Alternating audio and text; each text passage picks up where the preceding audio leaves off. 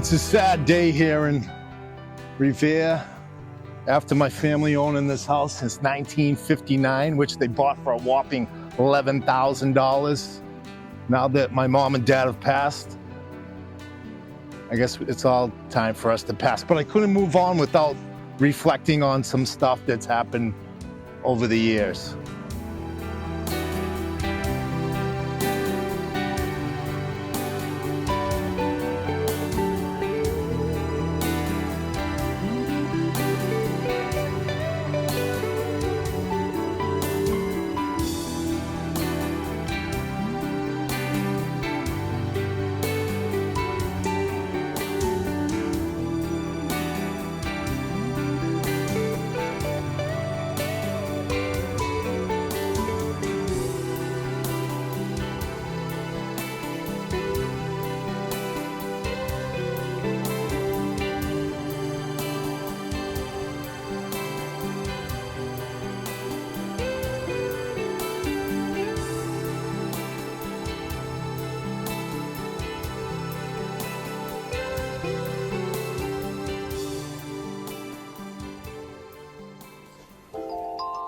This is how close we grew up to our neighbors, which is crazy, but that's how it was.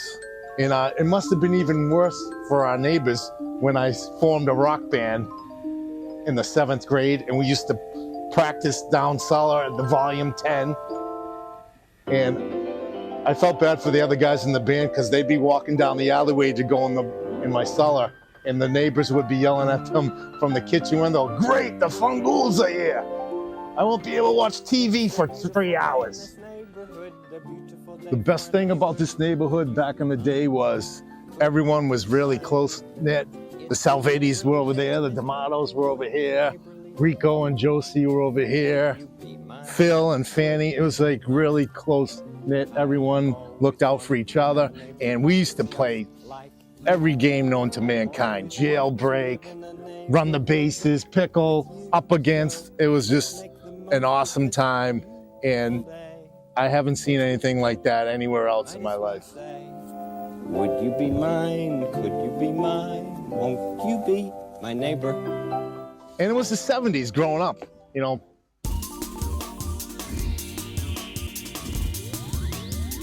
Back when I was about 8 or 9 years old, my mother used to still make me go to bed early, and I was a night hawk even then. So I'd be bored out of my trees. I mean, how many hours can I stare at my baseball cards? So I had just got a Texas Instruments digital watch, the first one I ever had for Christmas. So one night I'm just staring out the window and I could see the planes coming in, heading towards Logan. And then I started looking at my watch, and then I started timing them, and then I really geeked out and started writing it in a notebook. I probably should have been an air traffic controller. Hey, here comes one, 20 seconds. I think that at one point this was our playroom. It was a dining room. It was a bedroom for a while. So it's been a little bit of everything. But when it was the playroom, we used to have a huge Christmas tree here, and the floor's a little crooked. So what would my father do? He would take rope and nail it to the wall to make sure the tree wouldn't fall down. And it would be covered in tinsel from head to toe. You wouldn't even know it was a green tree. It just looked like a silver tree. But that was my father's signature move, the tinsel tree.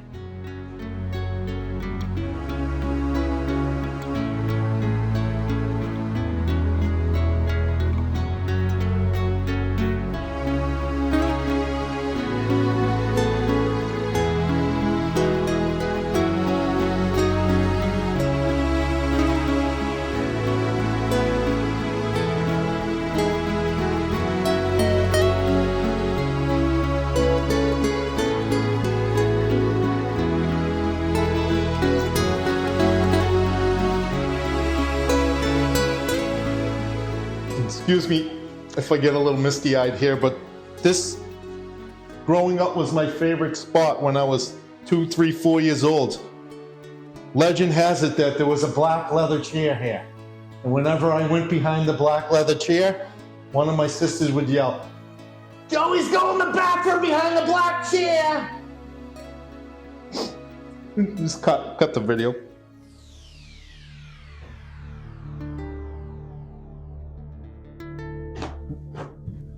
The attic. As a kid, I was scared crapless to come up here. Then I realized this is where they were hiding all the Christmas presents. So then I used to sneak up here and find out what I was getting. My favorite train set ever was on this shelf. I wish I still had that. So this was my sister's bedroom. And the banisters were different back then, but they still were solid. And so me and my sister were playing in the hallway, and I'm like, I bet you can't stick your head through these banisters, through these rails. She's like, yeah, I can. And I'm like, all right, do it. And she stuck her head in there, and then I saw the look of fear on her face that she couldn't get it out. And she started screaming and yelling, and I did what any helpful brother would do. I ran into my room and jumped in my bed and pretended like I was sleeping, because I knew my mother and father were gonna come running up the stairs and want to know what happened. Well, she was only stuck in there for 3 weeks, so she was fine. When I was a kid, I used to climb this tree, and I thought it was like 50 feet high and taller than the house. And then last week, a storm came through and took it out. Turns out the tree was like 12 feet tall, and I was never really that high. Childhood, man, destroyed. And it was back in the 70s, when company would come over, my mom would send me down to the store, down to ABC Discount, to get the Revere Journal and cigarettes, which you could buy when you was 7 or 8 years old back in the 70s. Or go to Fiore's, get some cold cuts and Italian scally bread. I miss those times and that bread.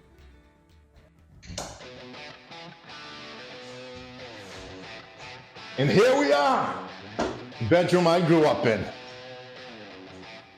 My 3 oldest sisters were all jammed in one bedroom down the hall, and this was my place. It pretty much looked like this until I was about 13. And then I went to my first concert and saw the mighty Van Halen. And then I had to go to Stairway to Heaven in Boston and then get every single Van Halen poster. I would cut out Circus and Cream magazine and pictures and put them everywhere. You couldn't see the walls anywhere. Only non-Van Halen that I had was, I had a Fred Lynn, who was my favorite Red Sox.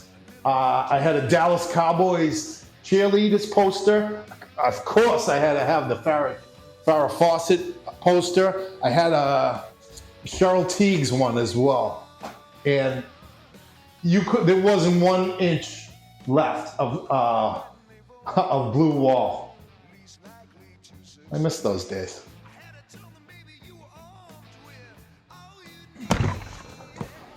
Watch your head. So this is where we practiced for years, and every guitar player, bass player, and singer must have hit their head at least 3 times a week. And at that point, we made walls here. We soundproofed as much as we could. Look at this custom drum stage out of the finest milk crates on the North Shore. But Blitz, Full Tilt, we all practiced down here.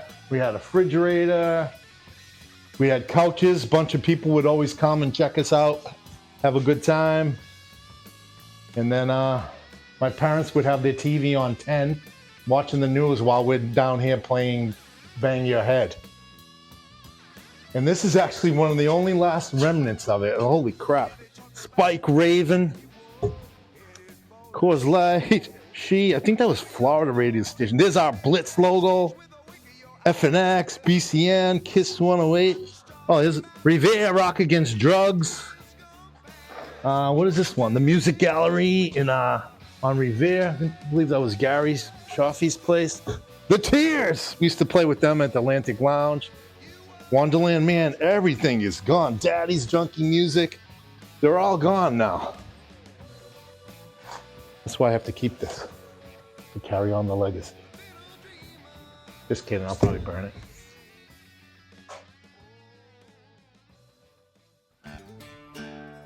Always remember my first drink happened right here.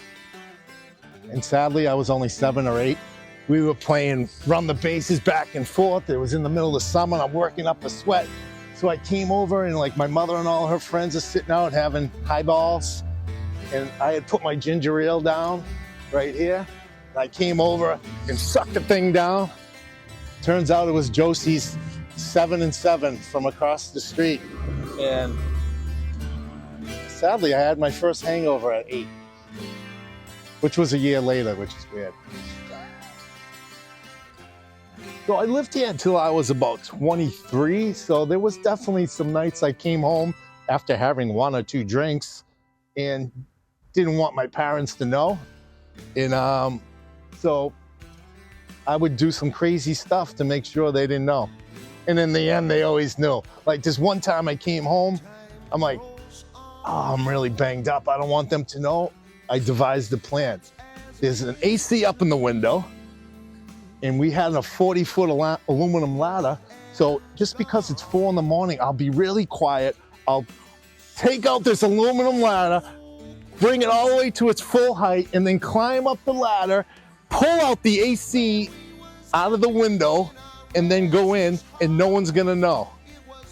I got to about here when my mother came flying out of the window with her curlers on, going, "What the hell are you doing?" And I'm like, I didn't want to wake you. During high school, I used to have a ton of keg parties because my parents were always going away thanks to my sister working for the airlines. They flew for free. So what I would do, I'd hire my older sister's boyfriend to work the door. And the security was insane. He would collect $5 from each kid and then use a Sharpie to mark an X. All right, that was the security. And then $5 got you unlimited keg beer and a band downstairs. And even if we sucked, you couldn't complain because it only cost you $5. This is my room, and one of the more memorable things that happened was one Friday night, I was like 13, 14, and I snuck a 6-pack home after we were out all night, and I was gonna use it for Saturday, and no problem getting it out. My parents were gonna be gone, they were going out, so come Saturday night, their plans canceled. Now I got this 6-pack. I'm supposed to sneak out of the house. I don't know how I'm gonna do it. My father's downstairs reading the paper as usual. My mother's in the TV room. And my father would always be sitting here reading the Boston Herald or the Revere Journal or the Lynn Item, mainly checking out the police blotter to see if me or any of my friends were in there. So I don't know what I'm gonna do. And then I devised this plan. I'll take the 6-pack and I'll take an extension cord, and then I'll just ease it out the window and no one is ever gonna know.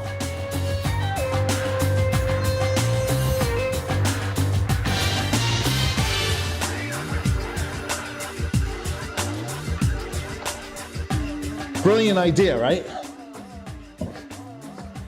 So it was very hard to sneak what I was sneaking past him without him knowing, but it happened.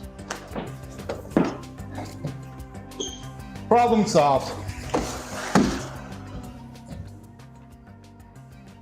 So back in the 80s, when you wanted to get your tan on, but you didn't have time to run to the beach, you go lay on your roof. And we didn't have sunscreen and SPF 90 and 150, whatever.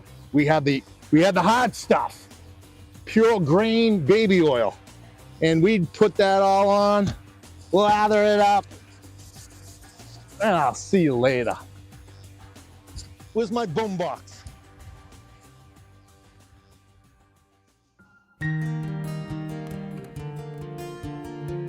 Here it is, the famous Paragona brick wall. Looks a little different now, I just painted it a solid color, but back in the day, every occasion, had to be marked by taking a picture in front of the brick wall. Whether it was prom, a christening, a birthday, a wedding, you name it, you had to stand in front of the brick wall.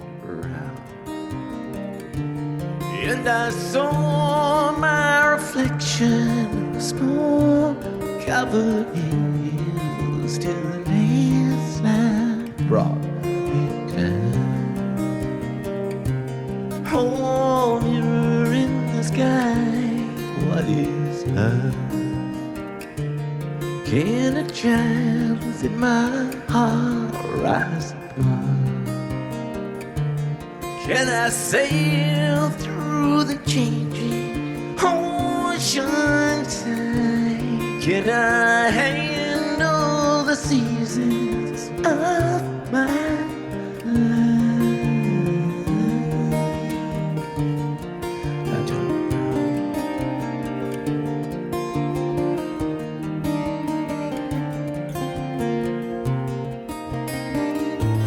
Well, I've been afraid of changing, 'cause I built my life around you. Well, that's it, my last tour of my old stomping grounds. I'm gonna miss it. A lot of great times here, but without my parents, it's just a house. It's no longer a home. Peace out, Tuttle.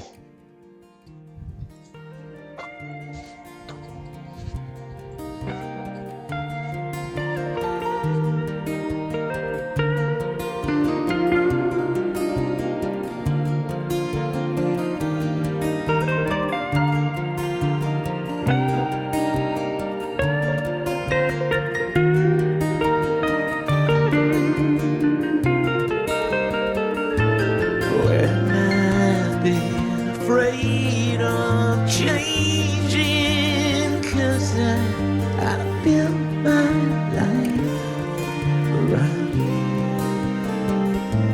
But time makes you bolder, even children get older. I'm getting older too.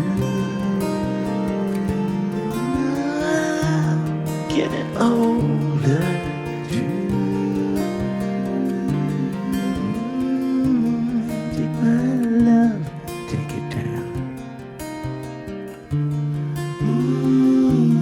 Climb the mountain and turn around. And if you see my reflection in the snow-covered hill where the landslide will bring it down, and if you see my reflection in the snow-covered hill where the landslide will bring it down.